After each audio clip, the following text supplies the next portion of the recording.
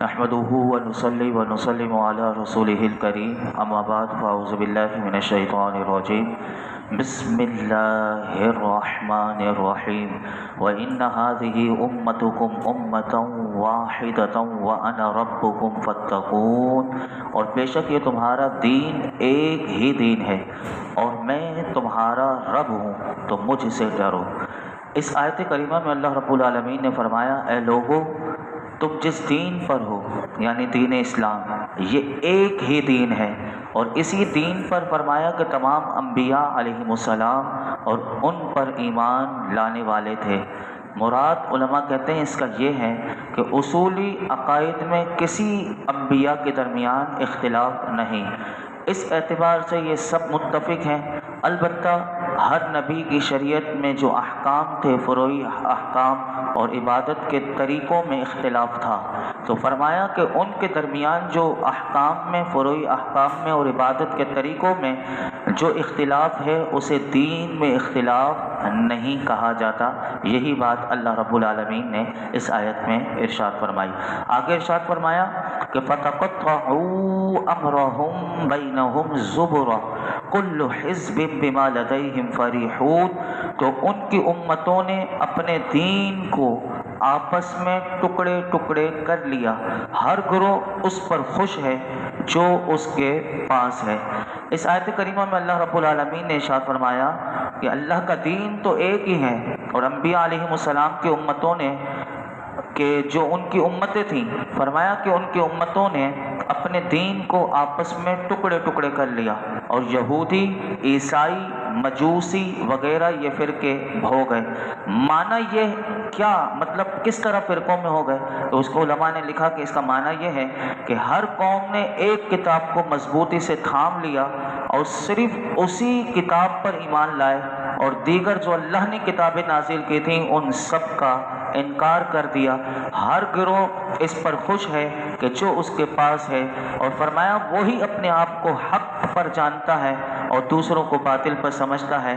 اس طرح ان کے درمیان دینی اختلافات ہیں۔ اسی طرح امتیں فرمایا کہ یوں بھی ٹکڑوں میں بٹی اور فرقوں میں بٹ گئیں، اور اپنے دین کی اپنی اپنی تشریحات انہوں نے الگ الگ سے بنا لی۔ جیسے کہ یہودیوں اور عیسائیوں کی اگر آپ تاریخ کو پڑھیں اور ان کا مطالعہ کریں کہ یہ کس طرح بٹے ہوئے ہیں، تو آپ کو پتہ چلے گا ایک یہودی بھی 20 فرقوں میں بٹے ہوئے ہیں۔ عیسائیوں کو اگر آپ پڑھیں تو آپ کو پتہ چلے گا کہ یہ بھی 20 فرقوں میں بٹ گئے۔ تو یاد رکھیے کہ دین کی یہ تفریق جو ہے نا، جو ایک کتاب اور اس میں یہ جو تفریق انہوں نے کی، تو فرمایا یہ حرام ہے۔ اس حوالے سے 2 احادیث مبارکہ میں آپ کے سامنے رکھتا ہوں کہ ہمارے لیے میرے آقا علیہ الصلوۃ والسلام نے کیا فرمایا تھا کہ اس امت میں بھی کتنے فرقے ہوں گے، سنیے۔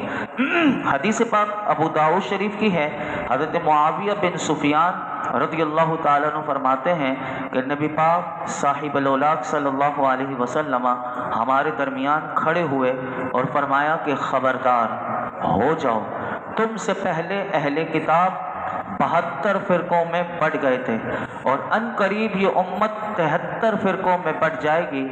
72 فرقے تو جہنم میں جائیں گے اور ایک ہی فرقہ فرمایا جنت میں جائے گا، اور وہ سب سے بڑی جماعت ہے۔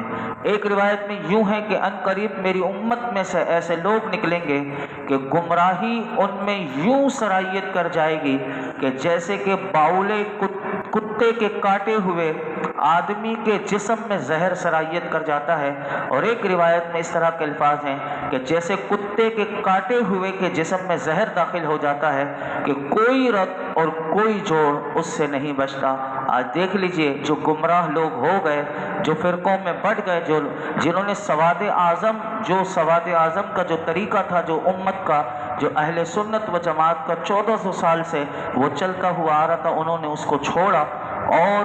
وہ گمراہ ہوئے۔ تو آپ دیکھ لیجئے کہ ان کے اندر گمراہی کس طرح سرایت کر گئی ہے کہ وہ اس سے نکلنے کے لیے بھی کوشش نہیں کرتے اور عقل اور شعور کا استعمال نہیں کرتے۔ اس طرح ترمذی شریف میں ایک حدیث پاک آتی ہے، حضرت ارباز بن ساریہ رضی اللہ تعالیٰ عنہ فرماتے ہیں کہ ایک دن صبح کی نماز کے بعد نبی پاک صاحب الاولاق صلی اللہ علیہ وسلم نے ہمیں انتہائی بلیغ واعظ فرمایا کہ جس سے ہر آنکھ سے آنسو روا ہو گئے اور سب کے دل لرز گئے۔ ایک صحابی رضی اللہ تعالیٰ عنہ نے حضور کی بارگاہ میں عرض کی کہ یہ تو اس شخص کی نصیحت کی طرح ہے کہ جو رخصت ہو رہا ہو۔ یا رسول اللہ صلی اللہ علیہ وسلم، آپ ہمیں کس بات کا حکم دیتے ہیں؟ تو نبی پاک صلی اللہ علیہ وسلم نے ارشاد فرمایا کہ میں تمہیں اللہ سے ڈرتے رہنے کی وصیت کرتا ہوں، اور اگر کوئی حبشی غلام تمہارا امیر مقرر کر دیا جائے تو فرمایا کہ اس کا بھی حکم سننا اور اس کی اطاعت کرنا۔ بے شک تم میں سے جو زندہ رہے گا وہ بہت اختلافات دیکھے گا، تم شریعت کے خلاف نئی باتوں سے بچتے رہنا کیونکہ یہ گمراہی ہے۔ تم میں سے جو شخص فرمایا کہ یہ زمانہ پائے اسے میرا اور میرے ہدایت یافتہ اور ہدایت دینے والے خلفاء کا طریقہ اختیار کرنا چاہیے، اور تم سنت کو مضبوطی سے پکڑ لو۔ یا اس آیت میں، اس حدیث پاک میں اگر آپ غور کریں تو نبی پاک صلی اللہ علیہ وسلم نے بتا دیا کہ جب شریعت میں نئی باتیں آ جائیں تو تم اس سے بچتے رہنا، اور فرمایا کہ تم میں سے ایسے اختلافات والا جو زمانہ پائے تو اس کے لیے ہدایت پر گامزن رہنا کیسے ہے، تو اس کا طریقہ بتا دیا کہ اس میں تم یہ دیکھ لینا کہ میرے طریقے پر کون ہے اور میرے خلفاء کے طریقے پر کون ہے، تو تم اس وقت ان کے طریقے پر گامزن ہو جانا۔ تو فرمایا اور تم سنت کو مضبوطی سے پکڑ لو گے تو تم گمراہی سے اپنے آپ کو بچا لو گے۔ آج آپ دیکھ لیجئے کہ کون سا سنت کا طریقہ اور دین کا وہ خلفاء راشدین کے دور سے جو چلتا ہوا وہ جو طریقہ آ رہا ہے، وہ آپ کو کس جماعت میں، جس سواد اعظم میں ملے گا وہ آپ غور کرتے چلے جائیں تو آپ کو پتہ چل جائے گا۔ ارشاد فرمایا فَذَرْهُمْ فِي غَمْرَتِهِمْ حَتَّى حِينٍ، تو تم انہیں ایک مدت تک ان کی گمراہی میں چھوڑ دو۔ اللہ رب العالمین نے اپنے محبوب کو تسلی دیتے ہوئے فرمایا، محبوب آپ ان کفار مکہ کو ان کے کفر و گمراہی اور ان کی جہالت اور غفلت میں ان کی موت کے وقت تک چھوڑ دیں اور ان پر جلد عذاب نازل کرنے کا مجھ سے مطالبہ نہ فرمائیں۔ اَيَحْسَبُونَ أَنَّمَا نُمِدُّهُمْ بِهِ مِن مَّالٍ وَبَنِينَ نُسَارِعُ لَهُمْ فِي الْخَيْرَاتِ بل لا يشعرون، کیا یہ خیال کر رہے ہیں کہ وہ جو ہم مال اور بیٹوں کے ساتھ ان کی مدد کر رہے ہیں تو یہ ہم ان کے لیے بھلائیوں میں جلدی کر رہے ہیں، بلکہ انہیں خبر نہیں۔ اس آیت میں اللہ رب العالمین نے ان کافروں کے جو سوچ ہے اس سوچ کو بیان کیا اور فرمایا کہ کیا یہ خیال کر رہے ہیں کہ ہم جو مال اور بیٹوں کے ساتھ ان کی مدد کر رہے ہیں تو یہ ہم ان کے لیے بھلائیوں میں جلدی کر رہے ہیں اور ہماری یہ نعمتیں دنیا میں ان کے اعمال کی جزا ہیں یا ہمارے راضی ہونے کی دلیل ہے؟ فرمایا ایسا نہیں، بلکہ اصل حقیقت یہ ہے کہ انہیں خبر ہی نہیں کہ وہ اپنے کفر اور گمراہی میں وہ پڑے رہیں، بلکہ ہم انہیں مہلت دے رہے ہیں۔ تو یاد رکھیے گا اس آیت سے ایک بات ہمیں یہ معلوم ہوئی کہ کفار کے پاس مال اور اولاد کی کثرت یہ اللہ کے راضی ہونے کی دلیل نہیں ہے، بلکہ یہ اللہ کی طرف سے انہیں ڈھیل ہے۔ یہ قرآن بار بار اس موضوع کو بیان کرتا ہے، جیسے 10ویں پارے میں اگر آپ دیکھیں تو اس موضوع کو اللہ نے بیان کیا کہ وَلَا تُعْجِبْكَ أَمْوَالُهُمْ وَأَوْلَادُهُمْ۔ جیسے مسلمان آج کافروں کے دنیاوی علوم و فنون کو دیکھتے ہیں اور یہ دیکھتے ہیں کافروں کے پاس کتنی ترقی ہے، مال و دولت کے انبار ہیں، تو یہ سمجھتے ہیں کہ اللہ رب العالمین ان سے راضی ہے، جبھی تو یہ اس قدر یہ ترقی یافتہ ہے۔ اگر اللہ تعالیٰ ان سے راضی نہ ہوتا تو آج کا مسلمان جس کی سوچ چھوٹی تو وہ یہ کہتا ہوا نظر آتا ہے کہ اس قدر آسائشوں میں یہ تھوڑی ہوتے۔ تو یاد رکھیے کہ اگر قرآن پاک پڑھا ہوتا اور قرآن کی جو آیت میں آپ کے سامنے پڑھتا ہوں تو شاید مسلمان کبھی یہ بات اپنی زبان پر نہ لاتا کہ آج اللہ ان سے راضی ہے، جبھی تو یورپ اور یہ جو جتنے کافر ہیں یہ ترقی کر رہے ہیں، کبھی مسلمان کی زبان پر یہ بات نہ آتی۔ دیکھیے سنیے قرآن کیا کہتا ہے، وَلَا تُعْجِبْكَ أَمْوَالُهُمْ وَأَوْلَادُهُمْ، اور ان کے مال اور اولاد تمہیں تعجب میں نہ ڈالیں۔ إِنَّمَا يُرِيدُ اللَّهُ أَن يُعَذِّبَهُمْ بِهَا فِي الدُّنْيَا وَتَزْهَقَ أَنفُسُهُمْ وَهُمْ كَافِرُونَ۔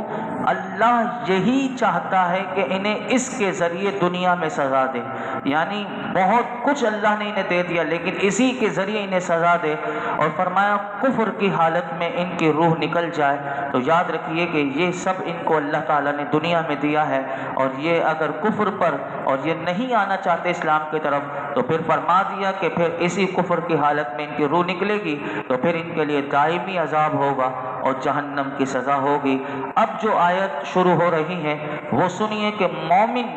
کے وصف کیسے ہوتے ہیں، مومن کو کیسا ہونا چاہیے، ہم سب کو کیسا ہونا چاہیے۔ اب سنیے قرآن کیا کہتا ہے۔ سورہ مومنون کی آیت نمبر 57 سے اب اللہ تعالیٰ مومنوں کے وصف کو بیان کرتا ہے۔ اللہ تعالیٰ یہ تمام وصف ہمیں بھی عطا فرمائے۔ سنیے، ان الذین هم من خشیۃ ربهم مشفقون والذین هم بآیات ربهم یؤمنون والذین هم بربهم لا یشرکون، بے شک وہ جو اپنے رب کے ڈر سے خوف زدہ ہیں اور وہ جو اپنے رب کی آیتوں پر ایمان لاتے ہیں اور وہ جو اپنے رب کے ساتھ کسی کو شریک نہیں کرتے۔ تین باتیں اللہ نے ان تین آیتوں میں بیان کی اور تین وصف مومنوں کے بیان کیے۔ پہلا وصف یہ بیان کیا کہ مومن جو ہوگا وہ اپنے رب کے عذاب سے خوف زدہ ہے۔ حضرت امام حسن بصری رضی اللہ تعالیٰ عنہ فرماتے ہیں کہ مومن نیکی کرنے کے باوجود پھر بھی وہ اللہ سے ڈرتا رہتا ہے، جبکہ منافق گناہ کرنے کے باوجود بھی بے خوف رہتا ہے۔ یہ دیکھیے پہلا وصف کہ مومن نیکی کر کے بھی ڈر رہا ہوتا ہے کہیں یہ میری نیکی قبول ہوئی یا نہ ہوئی، اور منافق ایک تو نیکی نہیں کرتا اوپر سے وہ بے خوف بھی ہوتا ہے۔ دوسرا وصف اللہ نے بیان کیا کہ وہ اپنے رب کی آیتوں پر ایمان لاتے ہیں اور اس کی تمام کتابوں کو مانتے ہیں۔ جیسے ہم آمنا باللہ، جیسے ہم یہ آمنت باللہ و ملائکتی و کتبہ، ہم جب یہ ایمان مفصل اس میں تمام باتوں کا اقرار کرتے ہیں کہ میں ایمان لایا اللہ پر، اس کی تمام کتابوں پر جو اس نے اپنے نبیوں پر جتنے بھی اس نے صحیفے کتابیں نازل کی ہم سب پر ایمان لاتے ہیں، اور یہودی وہ توریت پر لاتے ہیں تو انجیل پر نہیں۔ ہمارے لیے حکم یہ ہے کہ آج ہم قرآن حکیم ہمارے لیے یہ ہدایت کی کتاب، لیکن ایمان ہم سب تمام کتابوں پر لاتے ہیں۔ یہی مومنوں کا وصف اللہ نے بیان کیا۔ تیسرا وصف اللہ تعالیٰ نے اس آیت میں یہ بیان کیا کہ وہ عرب کے مشرکوں کی طرح اپنے رب کے ساتھ کسی کو بھی اس کا شریک نہیں کرتے۔ الحمدللہ ہم کسی کو بھی اپنے رب کا شریک نہیں بناتے۔ ہم یہی کہتے ہیں کہ لم یلد ولم یولد ولم یکن لہ کفوا احد۔ آگے ارشاد فرمایا والذین یؤتون ما آتوا وقلوبہم وجلۃ انہم الی ربہم راجعون، اور وہ جنہوں نے جو کچھ دیا وہ اس حال میں دیتے ہیں کہ ان کے دل اس بات سے ڈر رہے ہیں کہ وہ اپنے رب کی طرف لوٹنے والے ہیں۔ یہاں چوتھا وصف اللہ نے اس آیت میں بیان کیا کہ فرمایا مومن جب اللہ کی راہ میں دیتا ہے چاہے وہ زکوٰۃ دے یا وہ صدقات دے تو فرمایا جو بھی وہ نیک عمل بجا لاتے ہیں، فرمایا مومن کا اس وقت حال یہ ہوتا ہے کہ ان کے دل اس بات سے ڈر رہے ہوتے ہیں کہیں ہم نے اللہ کی راہ میں زکوٰۃ دی تو کہیں یہ رد نہ ہو جائے، کہیں صدقہ دیا تو کہیں رد نہ ہو جائے۔ ہر نیک عمل کرنے کے بعد ان کے دل میں ڈر لگا رہتا ہے۔ فرمایا لیکن کیونکہ انہیں یقین ہے،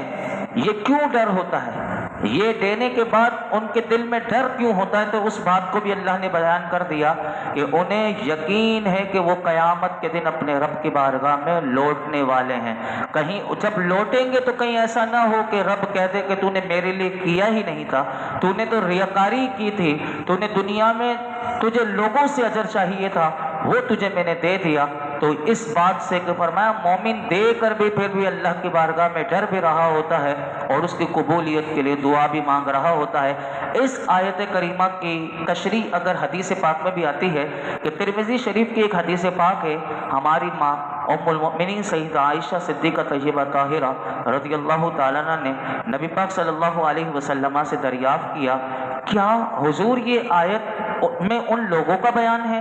کہ جو شرابیں پیتے ہیں اور چوری کرتے ہیں؟ میرے آقا نے ارشاد فرمایا اے صدیق کی بیٹی ایسا نہیں، اس آیت میں ان لوگوں کا بیان ہے کہ جو روزہ رکھتے ہیں، نمازیں پڑھتے ہیں، صدقہ دیتے ہیں اور ڈرتے رہتے ہیں کہیں کہیں یہ اعمال ان کے نہ مقبول نہ ہو جائیں۔ تو یہ حدیث پاک میرے آقا علیہ الصلوۃ والسلام نے تو یہاں سے علماء نے ایک بات لکھی کہ اس آیت سے سبق یہ ملا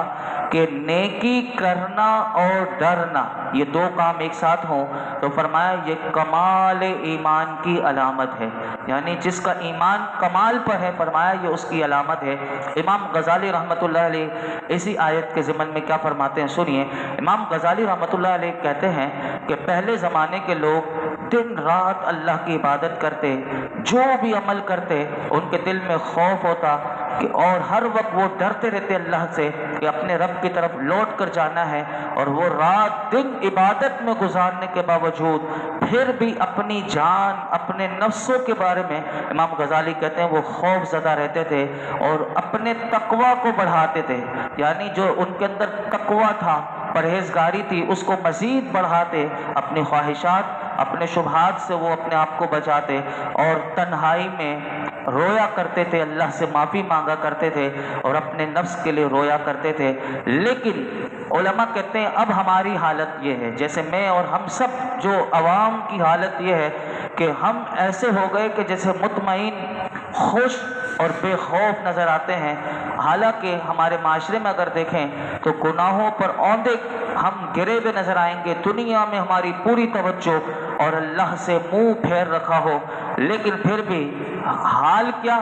شیطان کھیلتا کیسے بندے سے، فرمایا کہ وہ اللہ کے فضل و کرم پر کامل یقین رکھتے ہیں اور اس کے عفو و درگزر اور مغفرت کی امید رکھتے ہیں، گویا کہ ان کا گمان یہ ہے کہ انہوں نے جس طرح اللہ کے فضل و کرم کی معرفت حاصل کر لی ہے اس طرح تو انبیاء علیہ السلام، صحابہ کرام اور پہلے بزرگوں کو بھی حاصل نہ تھی۔ اگر علماء کہتے ہیں یہ بات صرف محض تمنا سے آسانی سے حاصل ہو جاتی تو پھر جو ہمیں قرآن بتاتا ہے اور جو ہم سیرت پڑھتے ہیں، جو بزرگ رویا کرتے تھے راتوں کو اٹھ اٹھ کر، تو فرمایا یہ ان کا رونا اور خوف کانا، غمگین ہونا، اس کا کیا مطلب تھا؟ اگر ہم یہ سمجھتے ہیں ہمیں اتنا گمان ہو گیا کہ ہم نے اللہ کے فضل و کرم کی معرفت حاصل کر لی اور ہم مطمئن ہیں کہ ہم اللہ کی امید لگائی ہوئے مغفرت کی، اب حدیث پاک سنیے کہ نبی کریم صلی اللہ علیہ وسلم کی حدیث پاک حضرت معقل بن یسار رضی اللہ تعالیٰ عنہ سے روایت ہے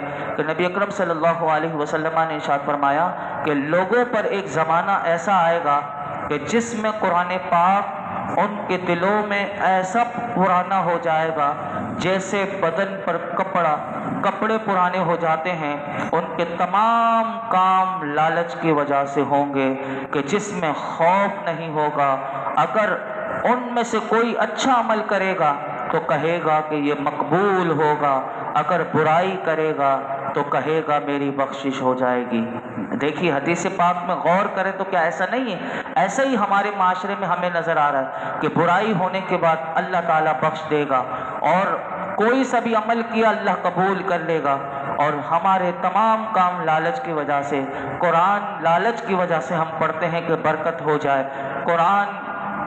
وہ اللہ کی رضا کے لیے جس کو سمجھنا اور عمل کرنا، اپنی زندگیوں میں قرآن اپنے گھروں میں لانا، اپنے بچوں کو سکھانا اور اس طرح ایک پورا جیسے پہلے زمانے میں ہوا کرتا تھا، آج ہمیں وہ نظر نہیں آتا۔ تو یاد رکھیے یہ امام غزالی رحمۃ اللہ علیہ نے آج سے تقریباً 900 سال پہلے کے حالات یہ مسلمانوں کے لکھے تھے جو میں نے آپ کے سامنے عرض کیے، اور فی زمانہ تو حالات اس سے بھی کہیں زیادہ نازک ہیں۔ ہم اللہ کی بارگاہ میں دعا کرتے ہیں کہ اللہ تعالی ہم مسلمانوں کو ہدایت عطا فرمائے اور نیک اعمال کے سلسلے میں اپنے بزرگوں کی راہ پر ہمیں اللہ چلنے کی توفیق عطا فرمائے، جیسے نیک اعمال ہمارے بزرگ کیا کرتے تھے